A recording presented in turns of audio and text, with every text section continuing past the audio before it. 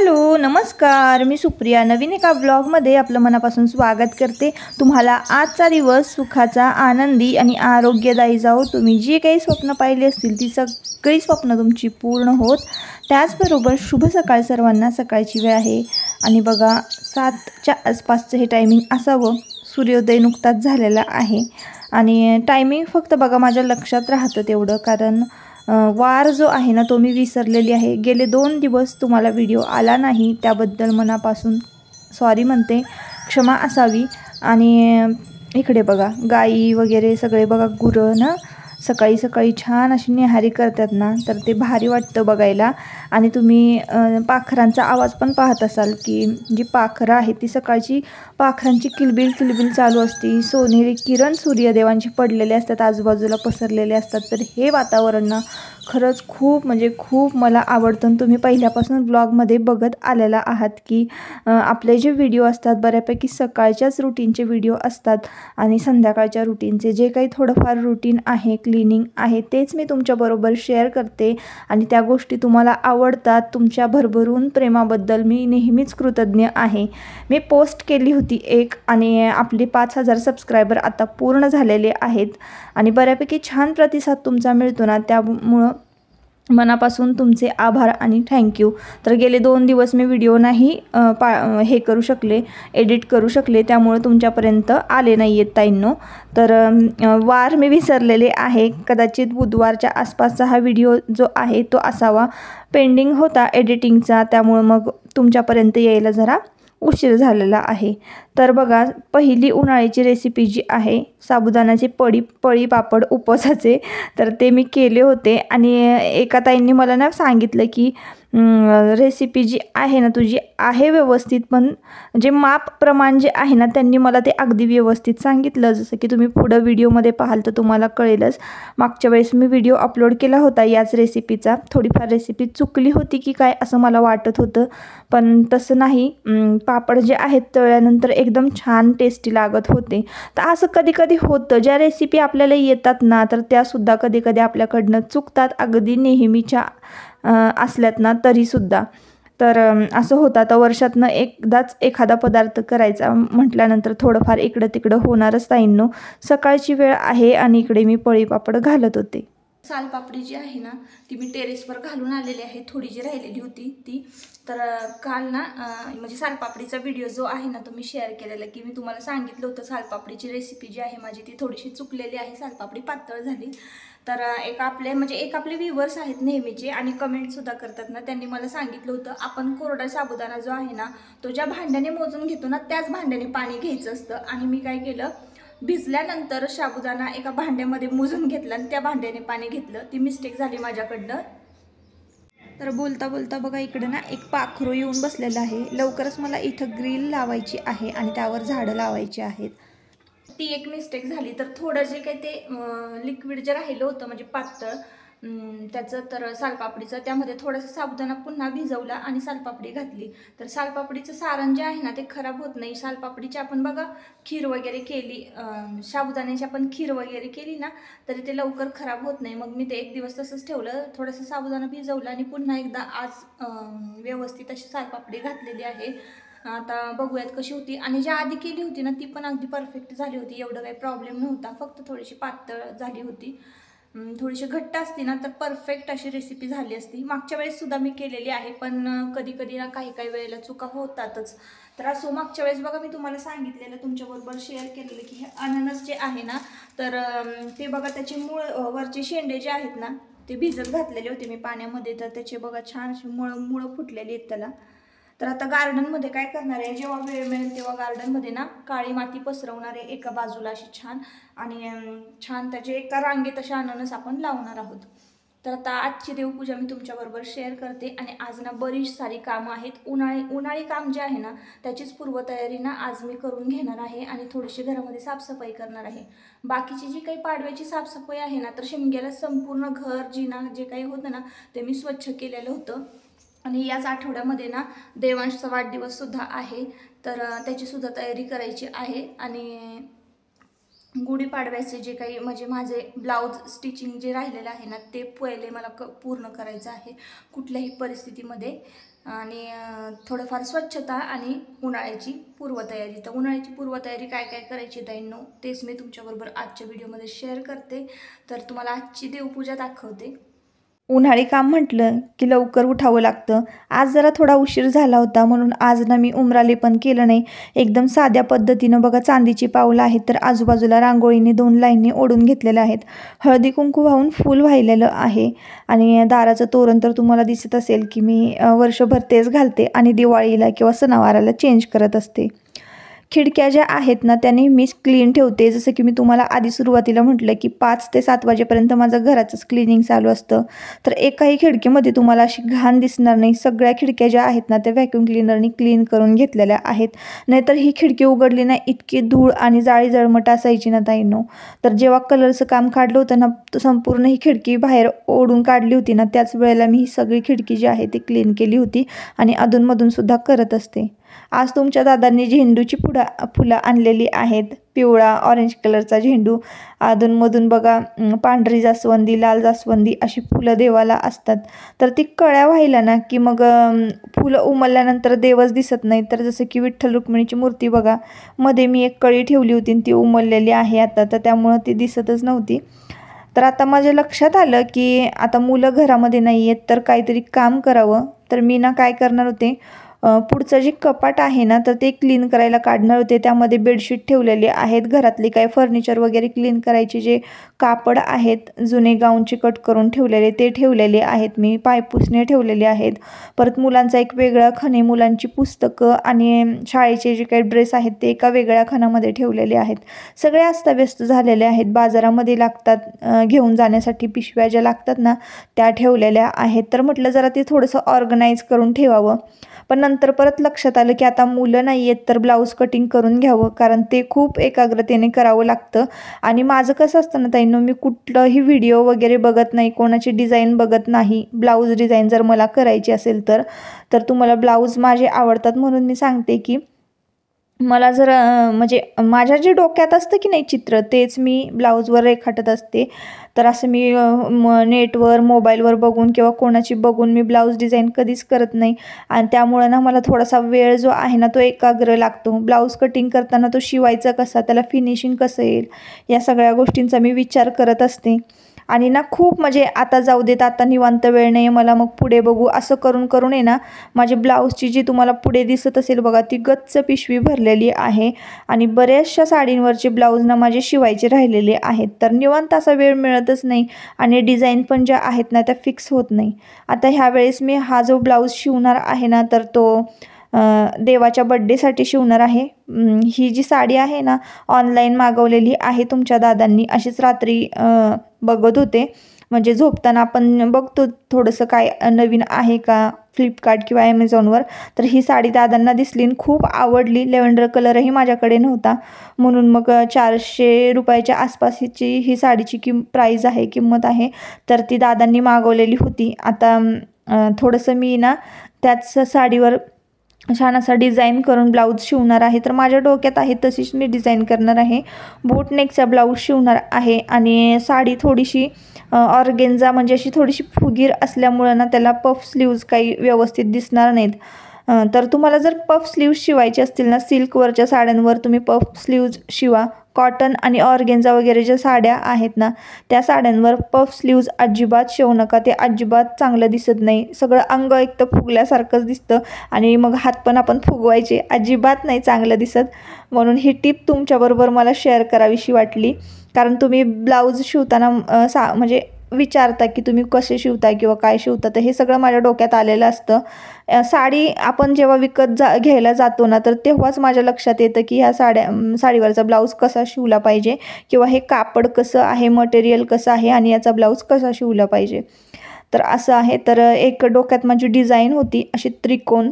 तर म्हटलं चला तशीच शिवून बघूया. ब्लाऊज तयार झाल्यावर नक्कीच मी तुमच्याबरोबर ती डिझाईनसुद्धा शेअर करेन आणि नक्की मी कसा शिवलेला आहे किंवा कसं त्याचा बॅक गळा आहे तर तो काढलेला आहे तर ते मी तुमच्याबरोबर शेअर करेन. आत्ताही तुम्हाला पेपर कटिंग बघून थोडंफार लक्षात आलंच असणार आहे. बऱ्याच ताई मला म्हणतात की ताई तुम्ही ना ब्लाऊजचे व्हिडिओ स्टिचिंगचे शेअर करा, पण मी ती कॅटेगरी चॉईस केलेली नाही आहे, त्यामुळं मी ते जे डिझाईनचे ब्लाऊज वगैरे किंवा स्टिचिंग आहे डिझाईन तर ती मी तुमच्याबरोबर शेअर नाही करू शकत. ब्लाऊज पूर्ण झाला की नक्कीच मी तुमच्याबरोबर शेअर करेन. तर हे टूल्स मी जे तुम्हाला दाखवते तर मी कृषी प्रदर्शनाला गेलेले होते तेव्हा मी हे टूल्स खरेदी केलेले आहे. तर 250 रुपयाला मला हे टूल्स म्हणजे ते तर देत होतीत ना, तर मी 180ला आणलेली आहे. परत ही रूट पावडर आहे पॉवर. तर हे कशासाठी आहे बघा ताईंनो, आपली फुलं झाडं जी आहेत ना तर त्यांची जी पांढरी मुळं आहेत ना ती व्यवस्थित ग्रो व्हावीत म्हणून ही पावडर आहे. तर कुठलीही फुलं झाडं लावताना थोडीशी पावडर जी आहे ना मातीमध्ये मिक्स करायची आणि फुलं झाडं आपल्याला लावायची आहेत. तर मी तुम्हाला कात्री दाखवली ती जुनीच आहे. तर आताचं हे टायमिंग आहे ना ताईंनो 4चं टायमिंग असावा. 4 कारण दुपारच्या वेळेतच मी ब्लाऊज कटिंग करत बसलेले होते आणि म्हटलं चला आता ब्लाऊज कटिंग झालेलं आहे तर हे पण काम करून घेऊया. म्हणून मी हे जे ट्युलिपची झाडं जी आहेत ना तुमच्या दादांनी आणली होती ती वाळून चालली होती तर म्हटलं चला आधी लावून घेऊया. हे नीम ऑइल आहे हे सुद्धा, आणि हे बघा हे गांडूळ खत आहे तर हे सुद्धा मी कृषी प्रदर्शनातनंच विकत घेतलेलं आहे. हे सगळे जे आहे गांडूळ खत आणि नीम ऑइल परत ते रूट पावडर तर हे सगळं आहे ना आपलं ॲमेझॉन फ्लिपकार्टवर तुम्हाला इझिली मिळून जाईल, पण तिथं रेट जास्त आहेत म्हणून मी ऑफलाईनच खरेदी केलेली आहे. आणि कसं आहे प्रत्येक वस्तू ऑफलाईन आपल्याला अगदी व्यवस्थित विचारून प्रमाण वगैरे सगळं हे सगळं विचारून म्हणजे घेता येतं, त्याच्यामुळं मी ऑफलाईनच घेतलेलं आहे. आणि कृषी प्रदर्शन आमच्याकडचं एवढं काही खास नव्हतं खरंच सांगण्यासारखं म्हणजे, आणि म्हणजे एवढं मला असं वाटलं की एकदम भव्य दिव्य काहीतरी असेल किंवा ज्ञानात भर पडावी, वेगळं काहीतरी असं बघायला मिळेल असं असेल म्हणून मी कृषी प्रदर्शन बघायला गेले. आणि तुम्हाला खरं सांगू का प्रदर्शनापेक्षा तिथं अशी विक्रीचे स्टॉलच जास्त लागलेले होते, त्याच्यामुळं थोडंसं जरा हे झालं. आणि मग जे काही होतं तिथं मग गेले तर 1000-1200 रुपये माझे तर खरेदी करण्यामध्येच गेले असं झालं. आणि ज्या काही वस्तू आहेत ना पण ते एकही वस्तू फालतू नाही, सगळ्या गरजेच्याच वस्तू होत्या. आणि ज्या की आपण ऑनलाईन विकत घेताना 10 वेळा विचार करतो की कशा निघतील आणि कशा नाही, तर त्या पुढे बघून घेता येतात ना, त्यामुळं मी त्या कृषी प्रदर्शनातनंच खरेदी केलेल्या होत्या. तर हे ट्युलिपची झाडं बघा आहेत तर ती लावलेली आहेत. आता याला फुलं आले की नक्कीच मी तुम्हाला दाखवेन. तर म्हटलं खालची जी माती आहे ना काळीभोर तर त्याच मातीमध्ये आपण लावावीत ही ट्युलिपची झाडं, म्हणून आधी माती छान खणून घेतली आणि मग ही ट्युलिपची जी झाडं आहेत तर ती लावलेली आहेत. आता बघूयात कशी ग्रोथ होते किंवा कशी ही झाडं येत आहेत.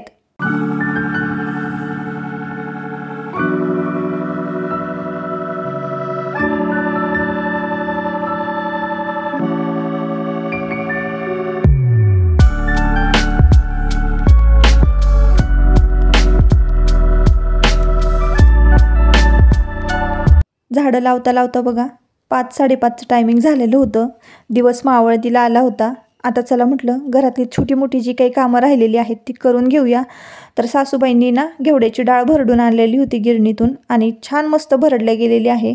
बराच वेळ झाली ती तशीच उघडी पडलेली होती, तर म्हटलं चला एखाद्या भरणीमध्ये भरून घेऊया.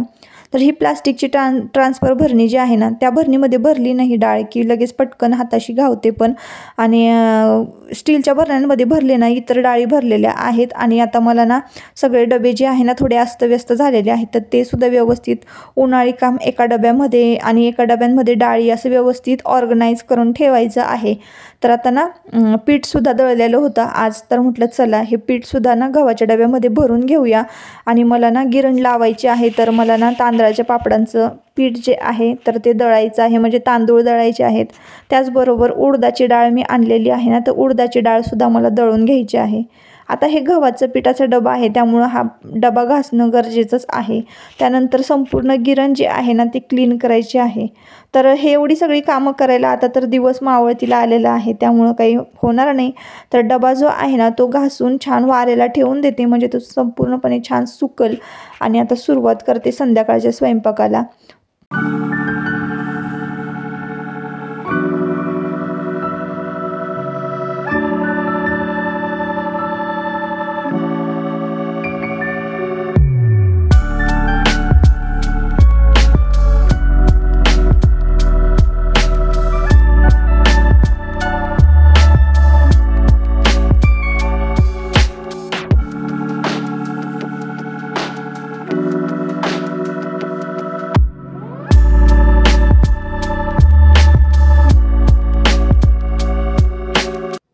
इकडे ना बघा डबे वगैरे छान घासून झालेले आहेत. आता हा डबा ना मी छान वाऱ्याला वाळवून घेणार आहे.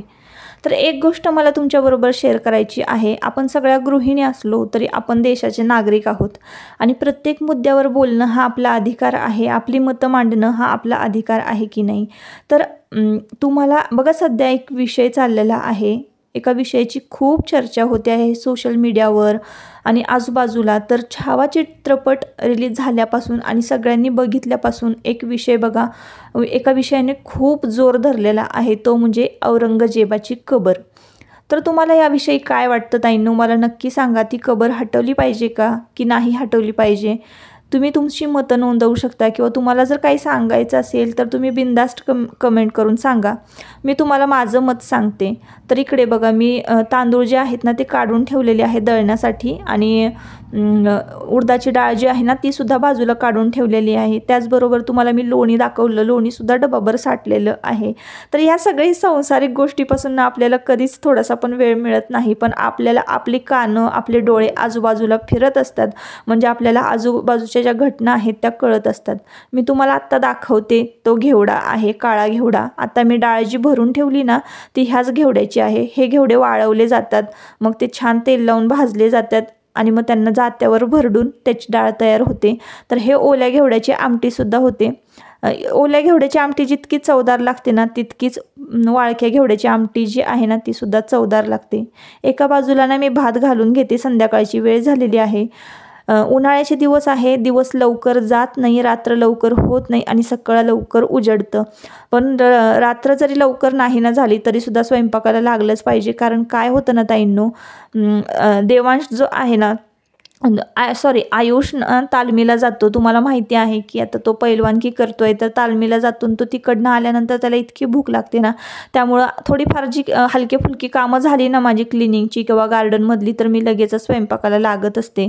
हा काळा घेवडा जो आहे ना तो उकळवून घेतलेला आहे, नुसता गरम करून पाण्यातनं 2-3 उकळ्या काढून घेतलेल्या आहेत आणि त्याचं काळं पाणी जे आहे ना ते बाजूला काढून घेतलेलं आहे. एक वाटाणं त्यामध्ये सापडलं मला.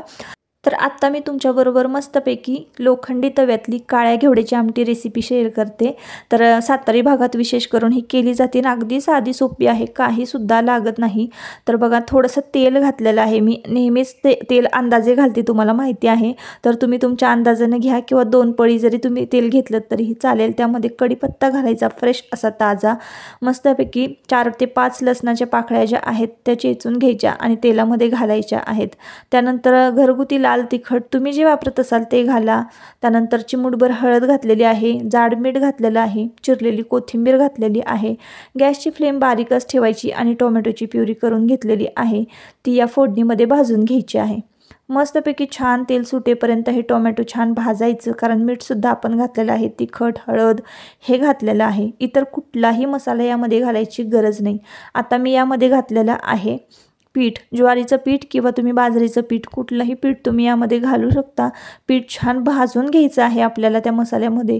पीठ भाजून घेतलं की आपण उकळी काढलेले जे घेवडे आहेत ते यामध्ये घालायचे आणि या मसाल्यामध्ये हे घेवडे छान भाजून घ्यायचे आहे. बाजूला बघत असाल तुम्ही मी पाणी ठेवलेलं आहे गरम करत, तर ते आमटीसाठी ठेवलेलं आहे. तर गरम पाणी आपल्याला या आमटीमध्ये ओतायचं आहे. थोडीशी कोथिंबीर अजून घातली आणि छान घेवडे भाजून घेतलेले आहेत. तर ताईंनो भाकरीबरोबर, चपातीबरोबर, भाताबरोबर ही आमटी एक नंबर लागते. आणि तर तुम्ही म्हणत असाल की पातळ झाली ही आमटी किंवा, तर जेव्हा घेवडे शिजतात ना तेव्हा खाताना घेवडे जर त्यामध्ये कुस्करले ना तर ह्या आमटीची चव दुप्पट होते. तर अशी आमटी तुम्ही कधीतरी करून बघा. तर आमच्या सातारी भागात अशीच कालवणं केली जातात बघा, अगदी साधी सोपी. आणि लोखंडी खोलगट तवा आहे, तर त्याच तव्यामध्ये मी बरीचशी ही गावरान कालवणं जी आहेत, गावरान रेसिपीज ज्या आहेत त्या मी करत असते. अगदी झटपट होणारा स्वयंपाक आहे ताईंनो, अजिबात लागला नाही. स्वयंपाक म्हणजे माझ्या डाव्या हाताचा खेळ आहे. गरमागरम भाकरी टाकल्या, मस्तपैकी कुस्करून आमटी भाकरी भात खाल्लेला आहे, पोटभर असं जेवण झालं. आणि आता भांडे वगैरे आटोपले की लगेचच आम्ही शतपावली करायला अंगणात आलेलो आहोत. तर समोर तुम्हाला मी दाखवते डोंगर, त्या डोंगराला ना वणवा लागलेला आहे. तर बरेचशी जी प्राणी आहेत, ससे, भेकरं, त्यानंतर हरणं, हरिण परत मोर जे असतात तर त्यांच्या ना म्हणजे बऱ्याच जणांची जीवहानी होते आणि डोंगर खूप लांब असल्यामुळं आम्हाला तिथपर्यंत जातासुद्धा येत नाही. जे वन अधिकारी आहेत किंवा जे म्हणजे वन्यजीव वाचवण्याचा प्रयत्न करतात अशा संघटना जातात आणि वणवा विजवतात. इकडं आपलं घर तुम्हाला दिसतंय आणि ह्या अंगणामध्ये ना आम्ही अशी शतपावली करत असतो जेवण झाल्यानंतर. आता मुद्द्यावर येते ताईंनो. सुरुवातीला जो मुद्दा मी सुरुवात केली होती त्याची, तर औरंगजेबाचा मुद्दा. माझं मत आहे की औरंगजेबाची जी कबर आहे ना ती नाही हटवली पाहिजे. त्याचं जतन म्हणजे करतोय आपण हे आपलं दुर्दैव समजायचं. आणि कसं आहे ना माहिती आहे का, बघा आता आपण जसं गडकिल्ले संवर्धन करतो गडकिल्ल्यांचं, तसं त्यांच्या म्हणजे त्यांच्या कबरीचं संवर्धन करणं आपलं म्हणजे काम आहे. पुढच्या पिढीला आपल्याला दाखवता यावं की ही औरंगजेबाची कबर आहे आणि या मातीवर राज्य करायला येणाऱ्याचे असेच हाल होतात किंवा ह्या मातीतच त्यांना मिसळावं लागतं, हे आपल्याला पुढच्या पिढीला दाखवता यायला पाहिजे. जर आपल्या मागची जी पिढी आपले जे पूर्वज होते त्यांनीच जर ती कबर काढली असती तर आज आपल्याला ती कबर बघायला मिळाली असती का? किंवा औरंगजेबाचा तो इतिहास आहे तो बघायला मिळाला असता का? ती कबर एकदा हटवली की तो इतिहासच मिटल्यासारखा आहे ना. मग आपण पुढच्या पिढीला काय दाखवणार आहे? तर या समाजामध्ये असे काही राजकीय नेते आहेत की जे आग लावतात आणि बाजूला होतात, हिंसाचारास प्रवृत्त करतात. तर असं काय असतं माहिती का? आता आपण कसं वागायचं हे आपल्या डोक्यानं ठरवायचं आहे. कुठल्याही राजकारणावर कुठल्याही राजकीय नेत्यावर अजिबात विश्वास ठेवायचा नाही. कशासाठी? त्यांच्यासाठी त्यांच्या बोलण्यावरून आपण हिंसाचार का करावा? तर असं ताईंनो खूप बोलायचं होतं पण जरा टाईमचं लिमिट असतं. तर आजचा व्हिडिओ मी इथंच संपवते. व्हिडिओ जर आवडला असेल तर नक्की लाईक करा. Bye bye.